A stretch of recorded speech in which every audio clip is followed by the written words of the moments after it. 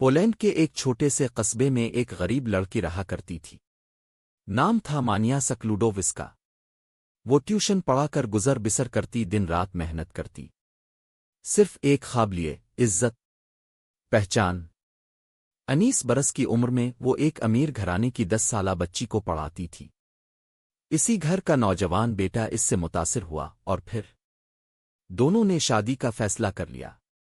لیکن جب لڑکے کی ماں کو یہ بات معلوم ہوئی تو جیسے آسمان زمین پر آ گرا۔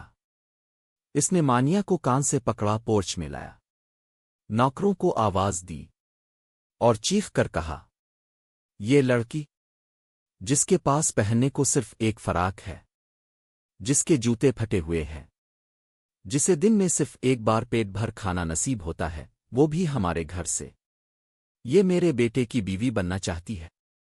نوکروں نے قہقہا لگایا، دروازہ بند ہوا اور مانیا اکیلی خالی ہاتھ، مگر دل میں ایک آگ لیے وہیں کھڑی رہی۔ اسی لمحے، اسی ذلت، اسی توہین میں اس نے ایک فیصلہ کیا، میں اتنی عزت کماؤں گی، اتنی شہرت حاصل کروں گی کہ پورا پولینڈ میرے نام سے جانا جائے گا۔ یہ 1891 تھا۔ مانیا پیرس آئی، یونیورسٹی میں داخلہ لیا اور فزکس پڑھنے لگی۔ دن کے 20 گھنٹے پڑھتی، کھانے کو کچھ نہ ہوتا، سردیوں کی راتیں بغیر آگ کے کپکپاتے گزارتی۔ جب برداشت ختم ہوتی تو کتابیں، کرسی، جو کچھ بھی ہوتا اپنے اوپر ڈال لیتی۔ 5 سال صرف سوکھی روٹی اور مکھن پر گزارے۔ ایک دن کلاس میں بے ہوش ہو گئی۔ ڈاکٹر نے کہا، تمہیں دوا کی نہیں، ایک گلاس دودھ کی ضرورت ہے۔ اسی دوران اس نے ایک اور مفلس سائنسدان پائری سے شادی کر لی۔ شادی کے وقت کل اثاثہ صرف 2 سائیکل تھے، اور پھر پی ایچ ڈی کے لیے اس نے دنیا کا سب سے مشکل سوال چنا، یورینیم سے روشنی کیوں نکلتی ہے؟ تجربات کرتے کرتے اس نے ایک ایسا عنصر دریافت کیا جو یورینیم سے 20 لاکھ گنا زیادہ طاقتور تھا۔ اس کا نام رکھا گیا ریڈیم۔ یہ سائنس کی دنیا میں دھماکہ تھا۔ ثبوت مانگا گیا تو مانیا اور پائری نے ایک خستہ حال جھونپڑی لی۔ 4 سال تک دن رات 8 ٹن لوہا پگھلایا، اور آخرکار مٹر کے دانے جتنا ریڈیم نکالا۔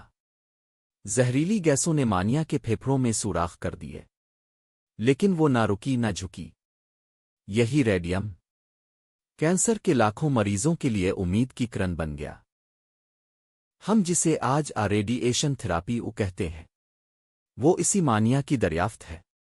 یہ وہی لڑکی تھی جسے دنیا میں 2 بار نوبل انعام ملا، جس کی زندگی پر 30 فلمیں، سینکڑوں کتابیں لکھی گئیں، اور جس کی وجہ سے دنیا آج بھی پولینڈ کا نام سن کر ادب سے سر جھکا دیتی ہے۔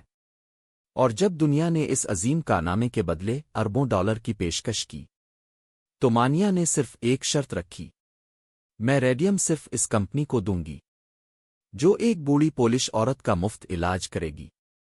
وہی عورت جس نے کبھی اسے کان سے پکڑ کر گھر سے نکالا تھا، آج بستر مرگ پر کینسر کی مریض بن چکی تھی۔ اور اس دن دنیا نے جانا کہ عظمت غربت سے پیدا ہو سکتی ہے، اور عزت کبھی کبھی ذلت کے قدموں سے جنم لیتی ہے۔ یہ تھی مادام کیو۔